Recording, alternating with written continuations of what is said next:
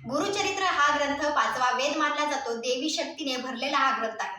गुरुचरित्र पारायण आपल्याला स्वामी पुण्यतिथी निमित्त करायचं जर असेल, त्याचे नियम काय आहेत, अटी काय आहेत, कोणत्या गोष्टी खाल्ल्या पाहिजेत, कोणकोणत्या गोष्टीची सेवा आपण केली पाहिजे, कोणकोणत्या गोष्टी आपण पाळल्या पाहिजेत आणि पहिल्यांदा गुरुचरित्राचं पारायण करणार असाल तर हा व्हिडिओ शेवटपर्यंत पाहायला पाहिजे. संपूर्ण माहिती एका व्हिडिओमध्ये असणार आहे. चला तर मग मी वैष्णवी तुमचं आपल्या चॅनलमध्ये मनापासून स्वागत करते. तुमचा आजचा दिवस खरंच खूप शुभ जावो ही मी स्वामींसाठी प्रार्थना करते आणि आजच्या व्हिडिओला सुरुवात करते.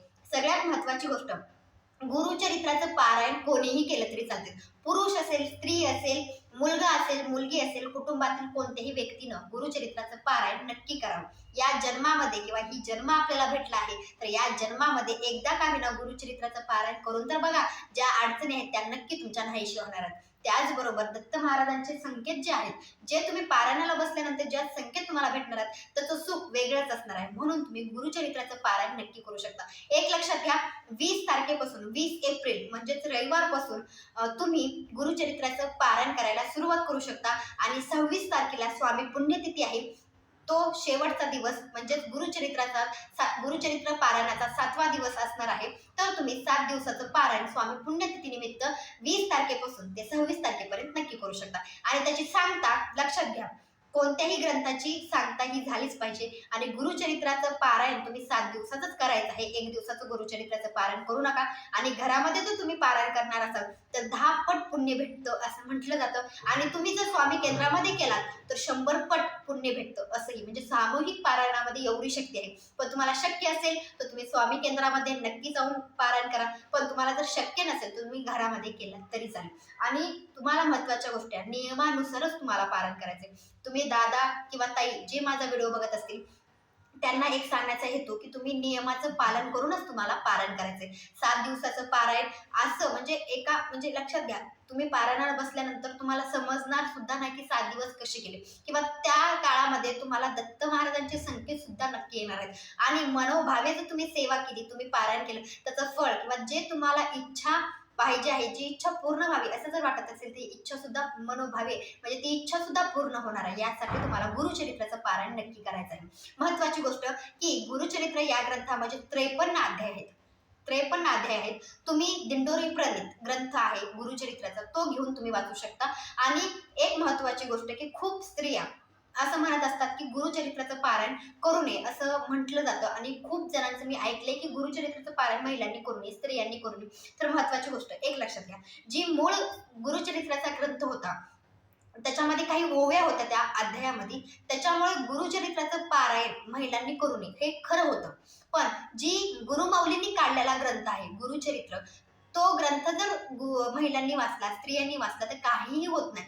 काही टेन्शन घ्यायची गोष्ट नाही. कोणतीच वाईट गोष्ट तुमच्यासोबत होणार नाही. मी सुद्धा गुरुचरित्राचं पारायण करून पाहिलेले आहे. माझ्यासोबत तर काही वाईट झालं नाही, माझं चांगलंच झालेलं आहे. म्हणून मी तुम्हालाही सांगत आहे, तुम्हालाही गुरुचरित्राचं पारायण करायचं आहे तर तुम्ही न टेन्शन घेता तुम्ही गुरुचरित्राचं पारायण करू शकता. स्त्रियांसाठी ही गोष्ट महत्वाची आहे की मनामध्ये कोणतीच गोष्ट न आणता तुम्ही पारायण नक्की करा. महिला सुद्धा गुरुचरित्राचं पारायण करू शकता.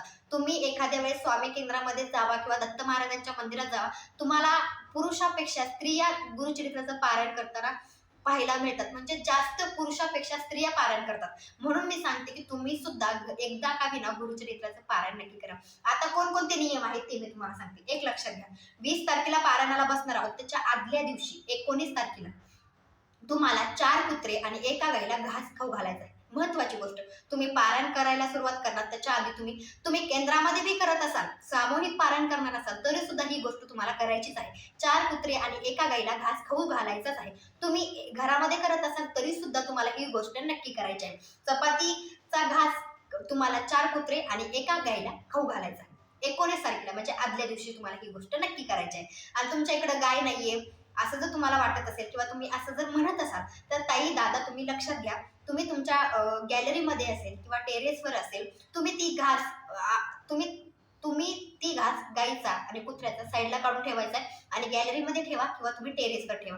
जी पक्षी असतील ती खाऊन जाऊ शकते. यासाठी तुम्हाला पहिलं काम 4 कुत्रे आणि एका गाईला घास खाऊ घाला आणि जर नसेल तर तुम्ही टेरेसवर किंवा गॅलरीमध्ये ठेवून दिला तरी चालेल. ही महत्वाची गोष्ट आहे. दुसऱ्या दिवशी तुम्हाला पारायणाला सुरुवात करायची आहे. पारायण कोणत्या काळामध्ये करायचंय, कोणत्या काळामध्ये ग्रंथ वाचला पाहिजे. तुम्ही पहाटे 3 वाजल्यापासून दुपारी 4 वाजेपर्यंत ग्रंथाचं वाचन करू शकता. लक्षात घ्या, तुम्ही पहाटे 3 वाजल्यापासून ग्रंथ वाचू शकता, ते तुम्ही दुपारच्या वेळी 4 वाजेपर्यंत. आणि 12 ते 12:30 या काळामध्ये ग्रंथ वाचायचा नाही, कोणती सेवा करायची नाही. ही महत्वाची गोष्ट, कारण की असं म्हटलं जातं की ही जी काळ आहे हा दत्त महाराजांच्या भिक्षेचा काळ आहे. म्हणून या काळामध्ये तुम्ही ग्रंथ जर वाचत असाल तर थांबायचं आहे. 12:30 वाजले की तुम्ही पूर्ण ग्रंथ वाचून नंतर तुम्ही, ती वेळ निघून गेली, अर्धा तास झाला की तुम्ही नंतर ग्रंथ वाचन करू शकता. पण 12 ते 12:30 या काळामध्ये ग्रंथ वाचन करायचं नाही. पहाटे 3 वाजल्यापासून दुपारी 4 वाजेपर्यंत तुम्ही ग्रंथ वाचू शकता. या काळामध्ये तुम्ही कधीही पारायणाला सुरुवात करू शकता आणि वाचू शकता. आणि महत्वाची गोष्ट की तुम्ही पहिल्या दिवशी 3 वाजता वाचन केलं तर दुसऱ्या दिवशी पण त्याच वेळेमध्ये 3 वाजताच वाचायला सुरुवात करायची आहे. म्हणजे टाइम मागे पुढे होऊ शकतो, पण एक लक्षात घ्या की तुम्ही ज्या वेळेला सुरुवात केली पहिल्या दिवशी त्याच वेळेला दुसऱ्या दिवशी सुद्धा सुरुवात करायची आहे. आणि अशा पद्धतीने 7 दिवस एका वेळेमध्ये पारायण करायचं आहे. त्यानंतर महत्वाची गोष्ट, पारायण करत असताना काही गोष्टीची काळजी आपल्याला घ्यायची आहे. आपण जी आसन घेतलं आहे पहिल्या दिवशी तेच आपल्याला 7 दिवस आसन घ्यायचं आहे. महत्वाची गोष्ट, तुम्ही स्वामी महाराजांच्या समोर बसून पारायण करा, स्वामी महाराजांच्या समोर बसून पारायण करत असाल तरी सुद्धा महत्वाची गोष्ट की तुम्हाला जी आसन घेतलंय तेच आसन तुम्हाला 7 दिवस घ्यायचं आहे. महत्वाची गोष्ट. आणि वेळ सुद्धा चुकवायची नाही. त्याचबरोबर महत्वाची गोष्ट की तुम्हाला ज्या ठिकाणी तुम्ही पूजा मांडणे त्याच ठिकाणी पूजा मांडणे ठेवायचे. तुम्हाला जागा सुद्धा बदलायची नाही. तुम्ही ज्या ठिकाणी वाचन केले त्याच ठिकाणी 7 दिवस वाचायचं आहे. आसन बदलायचं नाही.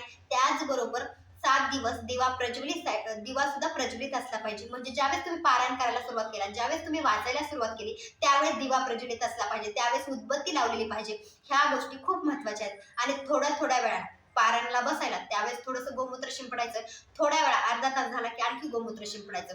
तुम्हाला माहिती असावं की थोड्या वेळाला गोमूत्र सुद्धा शिंपडत राहायचं आहे. 7ही दिवस तुम्हाला गोमूत्राचा वापर जास्तीत जास्त करायचा आहे. हे सुद्धा खूप महत्वाचं आहे. ही सुद्धा नियम समजा किंवा ही एक गोष्ट करायचीच आहे पारायण करत असताना. त्याचबरोबर आणखी एक महत्वाची गोष्ट, तुम्हाला दोन्ही वेळा सकाळ संध्याकाळ, तुम्ही सकाळी पारायण केलात, ज्यावेळेस तुम्ही घरामध्ये जे बनवलं आहे जेवण करण्यासाठी, जे घरामध्ये तुम्ही स्वयंपाक बनवला आहे तो नैवेद्य सकाळ संध्याकाळ तुम्हाला तुमच्या ग्रंथाला दाखवायचं आहे. म्हणजे तुम्हाला रोजच्या रोज सकाळ संध्याकाळ जी बनवलं आहे ते तुम्हाला ग्रंथाला नक्की दाखवायचं आहे. आणि दोन्ही टाइम तुम्हाला आरती सुद्धा करायची. तुम्हाला गणपती बाप्पाची आरती, स्वामी महाराजांची आणि दत्त महाराजांची या 3 आरत्या रोजच्या रोज नक्की करायच्या आहेत. लक्षात घ्या, सकाळ संध्याकाळ आरती सुद्धा करायच्या. त्यानंतर तुमचं पारायण तुम्ही केलं सकाळी आणि संध्याकाळी झोपायच्या आधी तुम्हाला विष्णू सहस्त्रनाम सुद्धा वाचायचं आहे. ही सुद्धा महत्वाची गोष्ट आहे. दिवसभरामध्ये आपल्याकडून काही चुका होत असतात, आपण कोणाबद्दल वाईट बोलत असतो किंवा आपल्याकडून काहीतरी चूक होते, ज्यामुळे त्याचं निवारण करण्यासाठी रात्री झोपत असताना विष्णू सहस्त्रनाम वाचलंच पाहिजे. लक्षात घ्या, जे स्वामी केंद्रामध्ये पारायण करतात त्यांनी सुद्धा रात्री झोपत असताना घरामध्ये विष्णू सहस्त्रनाम एक वेळा वाचायचं आहे. महत्वाची गोष्ट. त्यानंतर आणखी महत्वाच्या गोष्टी की कोणकोणत्या गोष्टीची काळजी घ्यायला पाहिजे. त्याच्यामध्ये ब्रह्मचर्याचं पालन, म्हणजे आता ब्रह्मचर्याचं पालन म्हणजे काय, तर शारीरिक जी संबंध असतो तो तुम्हाला 7-8 दिवस करायचा आहे. ही सुद्धा खूप महत्वाची गोष्ट आहे. त्यानंतर आणखी एक गोष्ट की तुम्हाला माहिती असावं की तुम्हाला गादीवर बसायचं नाही, तुम्हाला सोप्यावर बसायचं नाही, तुम्हाला पलंगावर बसायचं नाही. म्हणजे ह्या गोष्टी खूप महत्वाच्या आहेत. कारण की तुम्हाला 7 दिवस चटईवर झोपायचं आहे. ही सुद्धा गोष्ट लक्षात घ्या. तुम्हाला चटईवर झोपायचं आहे. आणि तुम्ही काही झालं तरी प्रयत्न करायचा आहे की म्हणजे ज्या ठिकाणी गादी आहे त्या गादीवर बसायचं नाही, हे लक्षात ठेवून तुम्ही ही गोष्टीचं एक पालन करायचं आहे. त्याचबरोबर महत्वाची गोष्ट येते की आम्हाला खाली बसून पारायण करणं होत नाही, आम्हाला वाचन होत नाही, मग आम्ही काय करा, तुम्ही खुर्ची घेऊ शकता, खुर्चीवर बी आसन टाकायचं आणि मग तुम्ही खुर्चीवर बसायचं. तुम्ही खुर्चीवर बसून सुद्धा ग्रंथ वाचन करू शकता. ही सुद्धा खूप महत्वाची गोष्ट आहे. तुम्हाला एक गोष्ट ताई दादा जी माझा व्हिडिओ बघत आहेत त्यांना सांगण्याचा एक हेतू आहे, जे ग्रंथाचं पारायण करणार असेल त्यांना तुम्ही ह्या गोष्टी सांगा की ह्या गोष्टी केल्या पाहिजेत किंवा नियमानुसारच ग्रंथाचं पारायण केलं पाहिजे. एक महत्वाची गोष्ट, गुरुचरित्राचं पारायण हे नियमानुसारच केलं पाहिजे. खूप काही कठीण नियम नाहीत, ज्या गोष्टी आपण ह्या गोष्टी करू शकता, हे पण महत्वाचं आहे. आणि ग्रंथ वाचन करायच्या आधी महत्वाची गोष्ट, तुम्ही पहिल्या दिवशी जी गोष्ट केली ती 7 दिवस करायची. त्याच्यामध्ये तुम्हाला गणपती अथर्वशीर्षक 1 वेळा म्हणायचं आहे, स्वामी स्थवन एक वेळा म्हणायचं आहे, गायत्री मंत्राचे एक माळ जप करायचा आहे आणि स्वामी महाराजांच्या मंत्राचा श्री स्वामी समर्थ या मंत्राचा सुद्धा एक माळ जप करायचा आहे. ह्या ज्या 4 गोष्टी मी तुम्हाला सांगितल्या, ह्या चारही गोष्टी तुम्हाला रोजच्या रोज 7ही दिवस म्हणजे अध्याय वाचायच्या आधी ह्या 4 गोष्टी रोजच्या रोज झाल्याच पाहिजेत. त्यानंतर तुम्हाला अध्याय वाचायला सुरुवात करायची. ह्यानंतर आता महत्वाची गोष्ट की कोणकोणत्या गोष्टी खाल्ल्या पाहिजेत. आता जेवणाच्या बाबतीत मी तुम्हाला सांगते. आता तुम्हाला माहिती असावं की पारायण काळामध्ये किंवा तुम्ही जे 7 दिवस पारायण करणार त्या काळामध्ये तुम्हाला ऍसिडिटी होऊ नये, म्हणजे ऍसिडिटी होऊ द्यायची नाही. त्याचबरोबर आपल्याला आळस येऊ द्यायचा नाही. त्याचबरोबर महत्वाची गोष्ट की आपल्याला ढेकर सुद्धा येऊ नये याची काळजी घ्यायची आहे. त्याच्यामुळे तुम्हाला जर ढेकर येत असेल तर तुम्हाला शेपूची भाजी खायची नाही. शेपूची भाजी वर्ज्य, म्हणजे शेपूची भाजी खायची नाही. तुम्हाला मेथीची भाजीनं जर ढेकर येत असेल तर तुम्ही मेथीची भाजी सुद्धा खाऊ नका. आणि तुम्हाला मेथीच्या भाजीनं काही ऍसिडिटी होत नसेल किंवा ढेकर येत नसेल तर तुम्ही मेथीची भाजी खावा. जर येत असेल तर खाऊ नका आणि येत नसेल तर तुम्ही खाऊ शकता मेथीची भाजी. आणि शेपूची भाजी कोणीच खाऊ नका, कारण की ढेकर येऊ शकतो शेपूच्या भाजीमुळे. त्यानंतर कडधान्य खायचे नाहीत, कोणत्याच डाळी खायच्या नाहीत. महत्वाची गोष्ट, कोणतीच डाळ तुम्हाला खायची नाही. त्याचबरोबर महत्वाची गोष्ट, दुधाच्या गोष्टी खाव्या का, असाही खूप जणांचा प्रश्न असतो. तुम्ही चहा घेऊ शकता, दूध घेऊ शकता, तुम्ही तुपाचा वापर करू शकता, ही बी महत्वाची गोष्ट आहे. त्यानंतर तुम्ही कांदा लसूण वर्ज्य आहे. कांदा लसूण तुम्हाला 7ही दिवस खायचे नाही. कांदा लसणाचा वर्ज्य आहे. त्यानंतर तुम्ही मसाले खाऊ शकत नाही, मसाले खायचे नाहीत. तुम्ही हिरवी मिरची खाऊ शकता. एक गोष्टी मी तुम्हाला सांगत आहे, तर एक लक्षात घ्या. ज्या गोष्टी मी सांगत आहे त्या डबल आहे का, म्हणजे तुम्हालाही समजेल. कांदा लसूण वर्ज्य आहे. हिरवी मिरची तुम्हाला खायची आहे. हिरवी मिरची मिक्सरमध्ये काढून तुम्ही भाजीमध्ये वापरू शकता. त्यानंतर लाल मिरचीचा वापर तुम्ही भाजीमध्ये करू शकता. तुम्हाला काळा तिखट वापरायचं नाही. तुम्ही मिठाचा वापर करू शकता, तुम्ही हळदीचा वापर करू शकता. तुम्ही जिरे मोहरे वापरला तरी चालेल. तुम्ही जिरे नाहीत वापरले तर तुम्ही मोहरी म्हणजे तुम्ही मोहऱ्याचा वापर नाही केला तरी चालेल, पण जिरे वापरला तरी चालेल. लक्षात घ्या. म्हणजे एक गोष्टी तुम्हाला मी सांगत आहे. त्यानंतर तुम्ही बटाटा खाऊ शकता, भेंडी खाऊ शकता, त्यानंतर तुम्ही काकडे खाऊ शकता, तुम्ही दोडका खाऊ शकता, भोपळा खाऊ शकता, रताळं खाऊ शकता, तुम्ही टमाटर खाऊ शकता. म्हणजे ह्या गोष्टीचा वापर तुम्ही नक्की करा. आणि पालेभाज्यामध्ये सुद्धा तुम्ही पालेभाज्या खाऊ शकता. म्हणजे पण ज्यांना तुम्हाला त्रास होईल ती गोष्ट फक्त तुम्हाला खायची नाही. आणि खूप जणांचा प्रश्न असतो की आम्ही शेंगदाणे खावे का, आम्ही बिस्किट खावं का. तर एक लक्षात घ्या, शेंगदाणे तुम्हाला जर ऍसिडिटी होत असेल, जर होत असेल, तुम्हाला ढेकर येत असेल, मी तुम्हाला सांगत आहे, ऍसिडिटी जर होत असेल तर तुम्हाला शेंगदाणे खायचे नाही, शेंगदाणे वर्ज्य करायचे आहेत. आणि जर तुम्हाला काही प्रॉब्लेम होत नसेल तर थोडासा वापर शेंगदाण्याचा करू शकता. शेंगदाण्याचं कूट तुम्ही भाजीमध्ये घालू शकता. ही महत्वाची गोष्ट. आणि तुम्ही सकाळी जर भेंडीची भाजी बनवली किंवा सकाळी तुम्ही बटाट्याची भाजी बनवली तुमच्यासाठी, तर तुम्ही संध्याकाळी खावी का नाही, असाही खूप जणांचा प्रश्न असतो. तर तुम्ही संध्याकाळच्या वेळी ती भाजी खाल्लात तरी चालेल, काही हरकत नाही. असं नाही की बाबा आपण पारायणाला बसतात म्हणजे सगळं ताजं बनवा, असं काही नाही. सकाळी बनवलेली भाजी तुम्ही संध्याकाळच्या वेळी खाऊ शकता. त्यानंतर आता आणखी एक धान्य खायचं आहे. त्याच्यामध्ये चपाती असेल, भाकर असेल. तुम्ही पहिल्या दिवशी जर भाकरी खाल्ली तर तुम्हाला 7ही दिवस भाकरीचा वापर करायचा आहे. तुम्ही जर चपातीचा वापर पहिल्या दिवशी केला आहे तर तुम्हाला 7ही दिवस चपातीचाच वापर करायचा आहे. त्याचबरोबर दूध भात, तुम्ही दूधच भात खाल्लं म्हणजे भाताचा वापर जर केला पहिल्या दिवशी तर तुम्हाला दूध भातच खायचा आहे. ह्या गोष्टी खूप महत्वाच्या आहेत. तुम्ही आंबट गोष्टीवर जे लोणचं खायचं नाही किंवा जे दही ताक ह्या गोष्टी सुद्धा तुम्हाला पाहिजे नाही, म्हणजे त्याचा सुद्धा वापर म्हणजे आंबट गोष्टी. त्याचबरोबर बाहेरच्या गोष्टी तुम्हाला काही खायचं नाही. वडापाव असेल किंवा पाणीपुरी असेल, म्हणजे बाहेरचं सुद्धा आपल्याला खायचं नाही. तुम्हाला दुसऱ्याच्या घरचं सुद्धा खायचं नाही. ही सुद्धा महत्वाच्या गोष्टी आहेत. तुम्हाला समजायला असेल की दुसऱ्याच्या घरचं खायचं नाही म्हणजेच बाहेरचं सुद्धा आपल्याला खायचं नाही. कमी प्रमाण नाही, 7 दिवस सुद्धा आपल्याला दुसऱ्याच्या घरचं आणि बाहेरचं सुद्धा खायचं नाही. त्यानंतर महत्वाची गोष्ट, बिस्किट खावं की नाही. आणि खूप जणांचा प्रश्न असतो, तो बिस्किट सुद्धा आपल्याला खायचं नाही. म्हणजे आपल्याला माहिती असावं की बिस्किटचा सुद्धा वापर, बिस्किट चॉकलेट हे सुद्धा आपल्याला 7 दिवस खायचं नाही. त्यानंतर महत्वाची गोष्ट येते की ह्या गोष्टी आम्ही पाळू शकतो. म्हणजे तुम्हाला ह्या गोष्टी खूप सोप्या आहेत, काही अवघड नाही. की खाण्यामध्ये फक्त आपल्याला एक जी गोष्टीनं त्रास होणार आहे ती गोष्ट खायची नाही. तुम्ही दुसऱ्या गोष्टी सगळ्या खाल्लात तरी चालेल. तुम्ही भोपळा, रताळं, तुम्हाला गुरुवार आला, तुम्हाला उपवास असला तर तुम्ही शाबू खाऊ शकता. शाबू खाऊ शकता, भगर खाऊ शकता, कारण की उपवास आला म्हणल्यानंतर तुम्हाला ह्या गोष्टी खाव्याच लागतील. आणि जसं शरीराला बी न त्रास, म्हणजे शरीराला आपण त्रास द्यायचा नाही. तुम्ही शरीराची काळजी घेऊन पारायण करायचं आहे. आणि त्यानंतर महत्वाची गोष्ट की ह्या गोष्टी तर तुम्हाला समजल्या की खायच्या कोणत्या गोष्टी आहेत, खायच्या काय नाहीत. ह्या गोष्टी समजल्या आहेत. त्याचबरोबर माहिती असावं की पारायण काळामध्ये जर अंत्यविधीला जर जायचा प्रश्न आला तर अंत्यविधीला सुद्धा तुम्हाला जायचं नाही. त्यानंतर सुतक जर पडलं, एक लक्षात घ्या, कुणाचं तुम्हाला अचानक जर सुतक पडलं तर पारायण मध्येच सोडून द्यायचं नाही. ही पण महत्वाची गोष्ट. तुम्ही पारायणाला बसलात त्यावेळेस जर कोणती अडचण आली, अंत्यविधी असेल किंवा सुतक असेल, सुतक आलं तर तुम्ही पारायण दुसऱ्याकडून वाचून घेऊ शकता. शेजारी असेल किंवा गुरुजींना बोलवा, दक्षिणा द्या आणि पारायण पूर्ण करून घ्या.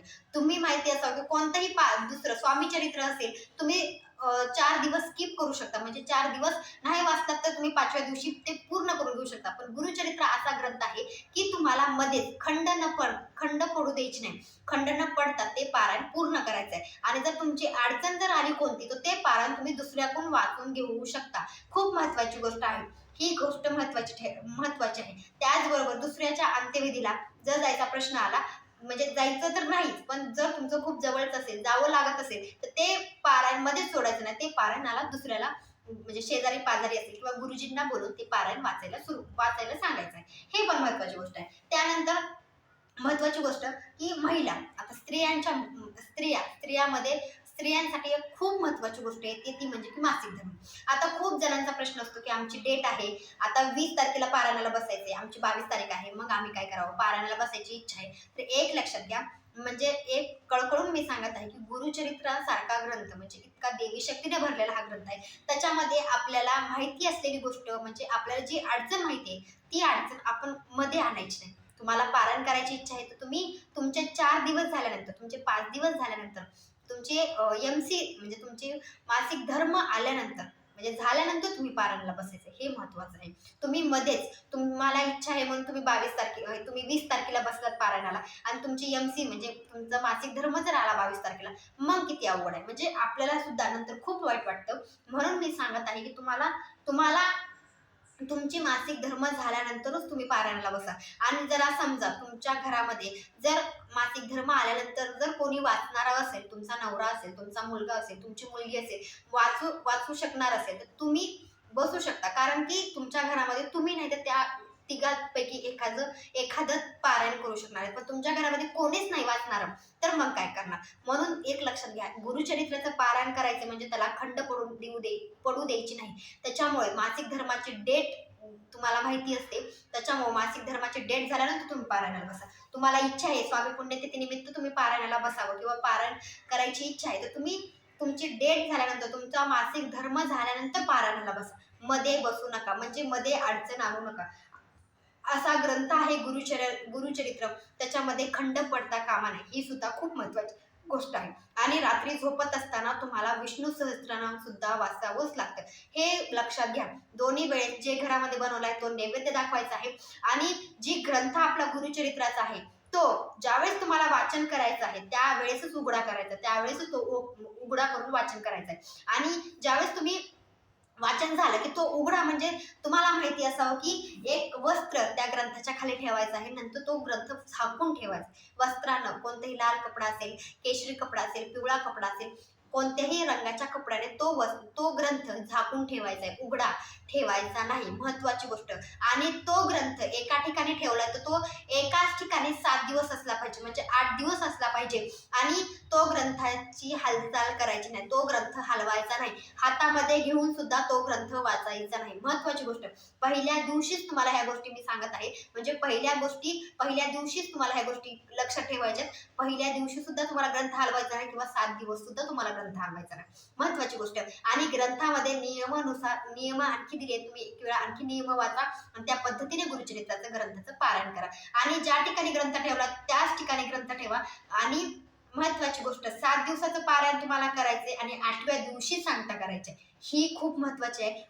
कोणता नैवेद्य दाखवायचा 8व्या दिवशी, सांगता कशी करायची त्याबद्दल मी वेगळा व्हिडिओ बनवते. व्हिडिओ खूप मोठा होत आहे, पण एक सांगण्याचा हेतू असा आहे की ज्या ठिकाणी ग्रंथ ठेवलाय त्याच ठिकाणी 7 दिवस ठेवायचा आहे. आणि रोजच्या रोज जेवढं होईल तेवढं नामस्मरण तुम्ही दत्त महाराजांचं म्हणजे आपल्या स्वामी महाराजांचं करायचं आहे. तुम्ही आता पूजा मांडणीचा प्रश्न आला तर तुम्ही तुमच्या देवांच्या समोर म्हणजे स्वामी महाराजांची मूर्ती किंवा फोटो आपल्या देवघरामध्ये असतो त्यांच्या समोर तुम्ही फक्त गुरुचरित्राचा ग्रंथ मांडला तरी चालेल, किंवा तुम्ही वेगळी पूजा मांडली तरी चालेल. वेगळी पूजा मांडणी म्हणजे काय करायचं, एका चौरंगावर एखादं लाल कलरचं वस्त्र किंवा पिवळ्या रंगाचं वस्त्र टाकायचं आहे. तुम्ही फोटो ठेवा दत्त महाराजांचा किंवा मूर्ती ठेवा. तुमच्याकडे दोन्ही नसेल, स्वामी महाराजांचा असेल तर स्वामी महाराजांचा ठेवा, आणि तुमच्याकडे स्वामी महाराजांचा बी फोटो किंवा मूर्ती नसेल तर तुम्ही एक सुपारी दत्त महाराजांची म्हणून त्या ठिकाणी ठेवू शकता. त्याच्यावर अभिषेक ती घालून तुम्ही आपल्या चौरंगावर 2 विड्याच्या पानावर ठेवू शकता. तुम्हाला त्याच ठिकाणी तुम्हाला गणपतीची सुद्धा स्थापना करायची आहे, कळश स्थापना सुद्धा करायची आहे. महत्वाची गोष्ट, कळश स्थापना सुद्धा करायची आहे. त्यानंतर महत्वाची गोष्ट, तुम्ही संकल्प आहे तो संकल्प सुद्धा तुम्हाला पहिल्या दिवशीच करायचा आहे. तुम्ही कोणत्या कारणास्तव गुरुचरित्राचं पारायण करताय त्याचा संकल्प तुम्हाला पहिल्या दिवशीच करायचा आहे. आणि माहिती असावं की गुरुचरित्राचं पारायण करत असताना ज्या गोष्टी आहेत त्या गोष्टीचं म्हणजे त्या गोष्टीकडे म्हणजे नियमाकडे लक्ष देऊनच तुम्हाला पालन करायचंय. त्याचबरोबर समयी पूजेच्या ठिकाणी दिवा लावायचा आहे, दिवा प्रज्वलित करायचा आहे, उदबत्ती ओवाळायची आहे. म्हणजे तुम्हाला ही मंत्रस्त्रोत म्हणून पूजा मांडणी करायची आहे. आणि त्यांच्यासमोर तुम्ही गुरुचरित्राचा ग्रंथ एका चौरंगावर ठेवायचा आहे, आणि ग्रंथाला पण एक आसन म्हणजे एक वस्त्र ठेवायचंय, वस्त्रावर ग्रंथ ठेवायचा आहे. आणि अशा पद्धतीने साधी सोपी पूजा मांडणी करा. किंवा तुम्ही पूजा मांडणी नाही केली तरी चालेल. तुम्ही आपलं देवघर आहे म्हणजे आपल्या देवांच्या समोर त्यांच्या साक्षीने तुम्ही गुरुचरित्राचं पारायण करू शकता. फक्त खाली घेऊन म्हणजे चौरंगावर ठेवूनच तुम्हाला गुरुचरित्राच्या ग्रंथाचं पारायण म्हणजे ग्रंथ वाचन करायचं आहे. 7 दिवस सेवा तुम्हाला मी ज्या सांगितल्या त्या सेवा सुद्धा करायच्या आहेत. आणि काही प्रश्न असतील तर कमेंटमध्ये नक्की विचारा, त्याचं उत्तर मी नक्की देणार आहे. आणि जर मासिक धर्माची डेट असेल तर तुम्ही खरंच पारायणाला बसू नका, डेट झाल्यानंतर पारायणाला बसा. माझा व्हिडिओ आवडला असेल लाईक शेअर सबस्क्राईब करायला विसरू नका. भेटूया नंतरच्या व्हिडिओमध्ये. श्री स्वामी समर्थ. श्री गुरुदेव दत्त.